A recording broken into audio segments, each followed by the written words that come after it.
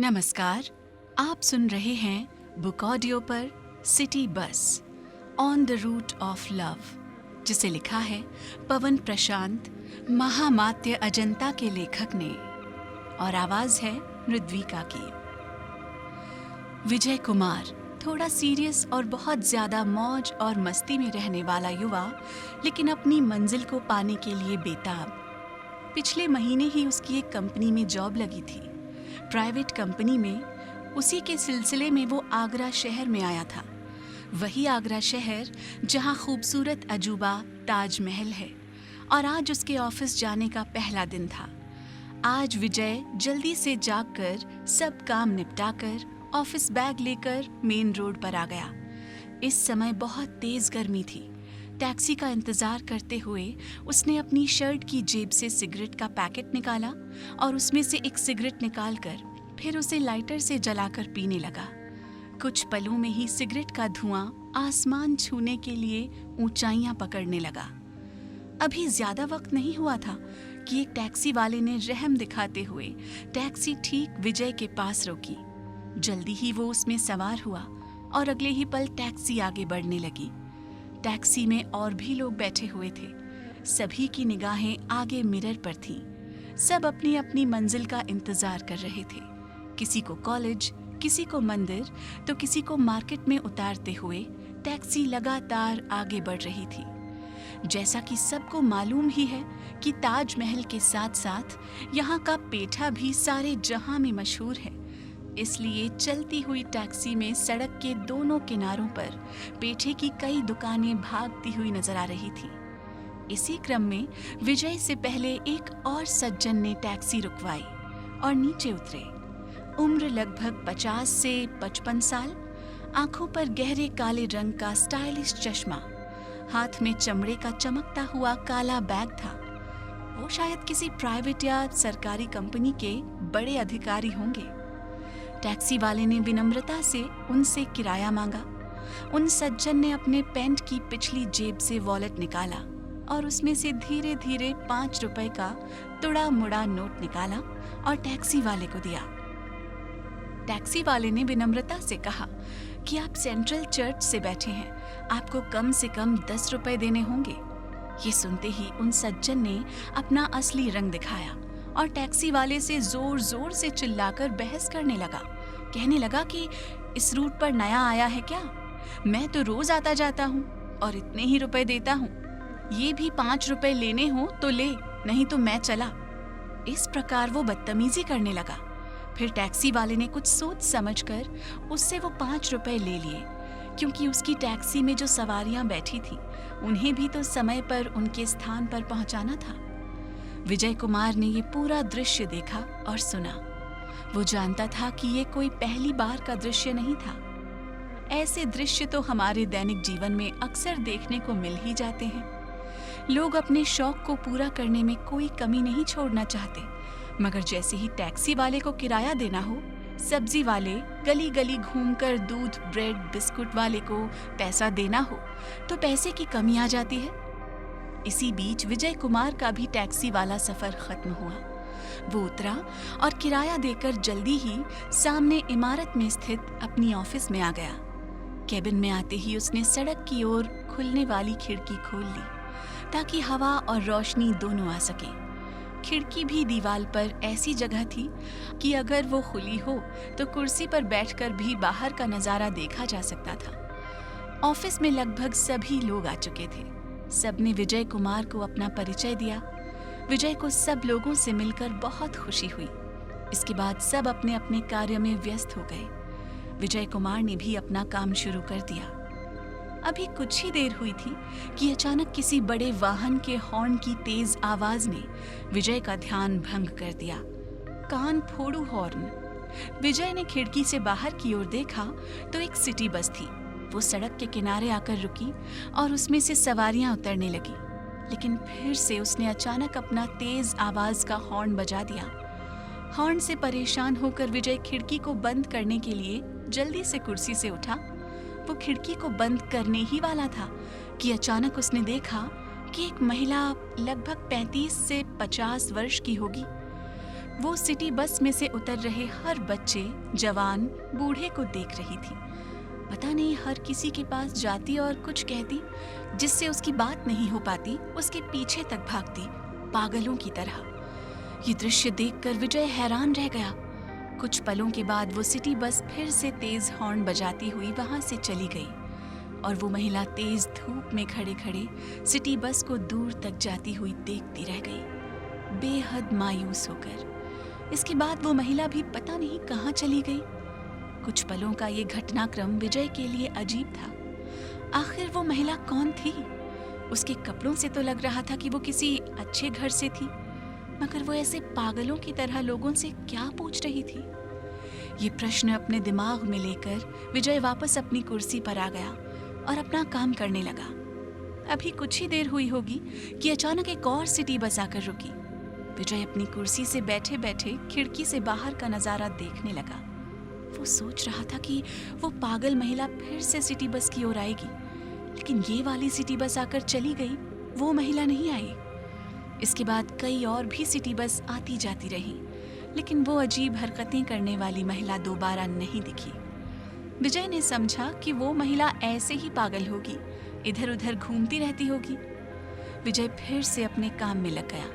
Office में उसको एक असिस्टेंट भी मिला था, परंतु वो आज नहीं आया था, शायद कल आए। आज के पहले दिन का ऑफिस वर्क अच्छे से पूरा करके विजय अपने घर आ गया। अगले दिन विजय सही समय अपने ऑफिस में पहुंच गया। कल की तरह ही सड़क की ओर खुलने वाली खिड़की खोली और अपनी कुर्सी पर बैठकर अपना काम करने लगा।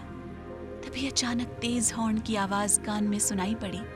विजय ने देखा कि वही कल वाली पहली सिटी बस थी। सिटी बस से लोग उतरने चढ़ने लगे।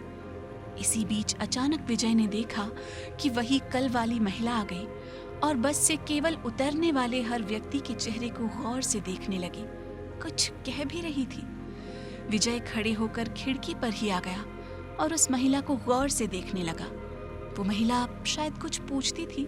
लोग उसकी बातों को अनसुना कर रहे थे और अपने अपने रास्ते चले जा रहे थे। शायद ये उन लोगों के लिए रोज का दृश्य होगा।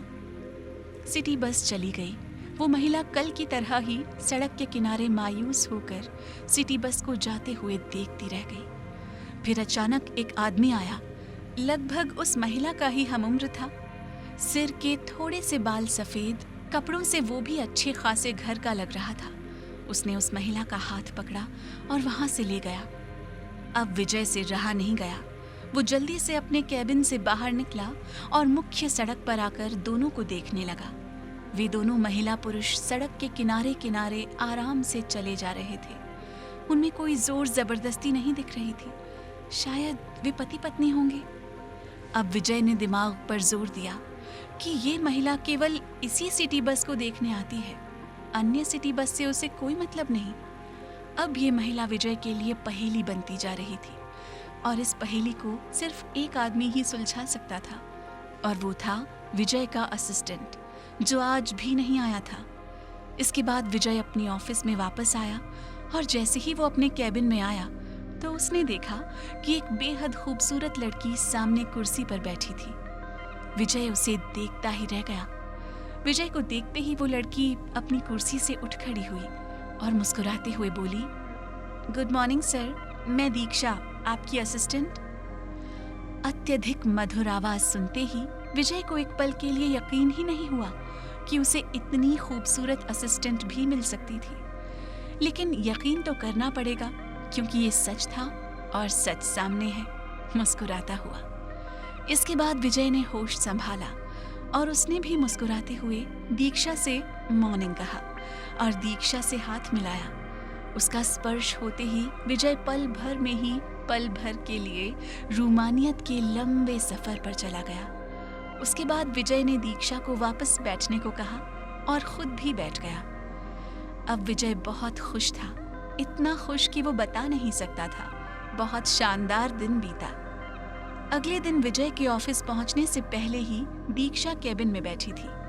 विजय ने मुस्कुराते हुए ऊर्जा एवं उमंग के साथ उसे गुड मॉर्निंग कहा। जवाब में दीक्षा ने भी मुस्कुराते हुए अपने बॉस विजय को गुड मॉर्निंग कहा। अब तो वैसे भी दीक्षा का खिला खिला चेहरा देखते ही विजय की मॉर्निंग गुड हो ही जाती है। इसके बाद विजय ने उसे आज का काम समझा दिया और वो कई सारी फाइल्स लेकर कैबिन से बाहर निकल गई। विजय ने हमेशा की तरह कमरे की खिड़की खोल ली। तय समय पर सिटी बस का हॉर्न बजा। सिटी बस से यात्री उतरने लगे। रोज की तरह वो महिला आ गई और वो रोज के जैसी हरकतें करने लगी। ये देखते ही विजय ने तुरंत ही कॉल बेल बजाई। कॉल बेल की आवाज सुनते ही दीक्षा तुरंत कैबिन में आ गई। उसने कहा, जी सर। विजय ने कहा, यहाँ खिड़की से बाहर देखो उस महिला को। ये सुनते ही दीक्षा खिड़की के पास आकर बाहर की ओर देखने लगी। इसी बीच सिटी बस चली गई और वो महिला भी। तब विजय ने दीक्षा को सामने वाली कुर्सी पर बैठने के लिए कहा और फिर खुद भी अपनी कुर्सी पर बैठते हुए दीक्षा से पूछने लगा कि क्या तुमने अजीब हरकतें करने वाली उस महिला को देखा? दीक्षा ने कहा, जी सर। ये सुनते ही विजय ने तुरंत ही अगला प्रश्न करते हुए पूछा, तो क्या तुम उस महिला को जानती हो? उस महिला के बारे में फिर से पूछने पर दीक्षा ने कहा, सर, आप जिस महिला को शायद 2-3 दिन से देख रहे हैं वो पागल नहीं है। उसे गहरा सदमा पहुंचा है। सदमे की बात सुनकर विजय ने तुरंत ही पूछा, किस बात का सदमा? तब दीक्षा ने बताया कि आज से लगभग 10-11 साल पहले उसका एक बेटा था। उसकी उम्र यही कोई 9-10 साल होगी। वो रोज इसी सिटी बस से स्कूल जाता था और ये महिला, मतलब उस लड़के की माँ, रोज समय से इस सिटी बस तक अपने बेटे को छोड़ने आया करती थी और यहीं से वापस घर ले जाती थी। मगर एक दिन हमेशा की तरह ये सिटी बस तो आई, लेकिन इस माँ का बेटा नहीं आया। उसने बस ड्राइवर कंडक्टर से पूछताछ की, लेकिन किसी को उसके बेटे के बारे में जानकारी नहीं थी। वो लापता हो गया। इतना सुनते ही विजय हैरान रह गया। उसने कहा, ये तो बहुत ही बुरा हुआ, मगर वो लापता हुआ कैसे? क्या वो लड़का उस दिन स्कूल भी नहीं गया था? दीक्षा ने आगे बताते हुए कहा, स्कूल तो गया था सर, क्योंकि उस दिन स्कूल के रजिस्टर में उसकी उपस्थिति दर्ज थी। वो लड़का स्कूल से वापस लौटते समय गायब हुआ था और आज तक उसका कुछ पता न चल सका है। वो लड़का कैसे गायब हुआ, कहाँ गया, किसी को कुछ भी मालूम नहीं। प्रशासन और शासन तक भरपूर कोशिश की गई, मगर कोई हल नहीं निकला। वो महिला रोज इसी सिटी बस से अपने बेटे को उतार कर ले जाती थी, इसलिए वो कई वर्षों से रोज सही समय पर अपने बेटे को घर ले जाने के लिए यहाँ आती है। बस में ये उतरते लोगों में अपने बेटे को ढूंढती है, उनसे पूछती है। इस प्रकार से वो महिला पिछले 10-11 साल से अपने बेटे को तलाश कर रही है, मगर क्या पता कि उसकी ये तलाश कभी पूरी होगी भी या नहीं। क्या पता उसका बेटा जिंदा है भी या नहीं। इतना कहकर दीक्षा चुप हो गई। शायद अब उसके पास कुछ कहने को नहीं था। उस महिला की दर्द भरी कहानी, सच कहानी सुनकर विजय बहुत हैरान रह गया। उसे बहुत दुख हुआ। उसका गला सूख गया। उसने तुरंत ही पानी की बोतल से पानी पीकर अपना गला तर किया। इसके बाद विजय ने दीक्षा को जाने को कहा। वो चली गई। विजय अब अपने कैबिन में अकेला रह गया। वो उस सोच में डूब गया। सच में उस महिला के साथ बहुत गलत हुआ। पूरे परिवार के साथ गलत हुआ। असीम दुख देने वाली घटना है ये। कौन है इस घटना का जिम्मेदार? किसे दोषी ठहराया जाए? सब कुछ समझ से परे था। अगले ही पल विजय सोचने लगता है कि किसी को भी दोषी ठहराकर क्या समस्या का हल निकल सकता था? ना। लेकिन अब समस्या ये थी कि उस महिला का रोज रोज ठीक समय पर उसी सिटी बस का इंतजार करना, उसे देखना, पागलों की तरह अपने बेटे को तलाश करना, इससे उससे पूछना। घटना के 10-11 वर्ष बीतने के बाद भी उस माँ को अपने बेटे के लौटने की उम्मीद थी। एक ऐसी उम्मीद जो उस महिला के जिंदा रहते तो टूट नहीं सकती थी। बस ऐसे ही विजय उस महिला के बारे में सोचता रहता। अब तो उसकी दिनचर्या में थी उस महिला की तलाश। जैसा कि विजय के बारे में पहले ही बताया गया था कि वो थोड़ा सीरियस भी है और मौज मस्ती वाला भी। विजय इस समय सीरियस था। वो रोज उस महिला को देखता, उसके पति से भी मिला, बातचीत हुई। इस प्रकार से लगभग 1 महीना बीत गया। फिर एक दिन विजय और दीक्षा दोनों ही केबिन में थे। अब तो इन दोनों में भी अच्छा तालमेल हो गया था। अचानक से लाइट चली गई। विजय ने कमरे की खिड़की खोलने को कहा। विजय की बात सुनते ही दीक्षा ने खिड़की खोल दी। ये सिटी बस आने का समय था। खिड़की खुलते ही तेज हॉर्न बजाती हुई सिटी बस आकर रुक गई। उसमें से जिन्हें उतरना था वे उतर गए और अगले ही पल वो तेज हॉर्न बजाती हुई आगे चली गई। जैसे ही सिटी बस चली गई तो दीक्षा ने हैरानी से पूछा, सर, आज वो औरत नहीं आई? विजय एक फाइल को देखते हुए बोला, अब नहीं आएगी, वो कभी नहीं आएगी। उस महिला के न आने की बात सुनकर दीक्षा ने हैरानी से पूछा, क्यों सर, क्या उसका पागलपन ठीक हो गया? दीक्षा के पूछने पर विजय ने बहुत छोटा सा उत्तर देते हुए कहा, शायद। ये कहते हुए वो दीक्षा की ओर देखते हुए थोड़ा सा मुस्कुराया। दीक्षा ने विजय की मुस्कुराहट को देखा। वो भी मुस्कुराई तो, मगर उसे कुछ समझ नहीं आ रहा था। फिर उसने पूछ ही लिया, सर बताओ ना, क्या हुआ? तब विजय ने अपनी फाइल बंद करते हुए दीक्षा की ओर देखते हुए कहा, उस महिला को अपने बेटे की तलाश थी ना? दीक्षा ने सहमत होते हुए कहा, हाँ सर।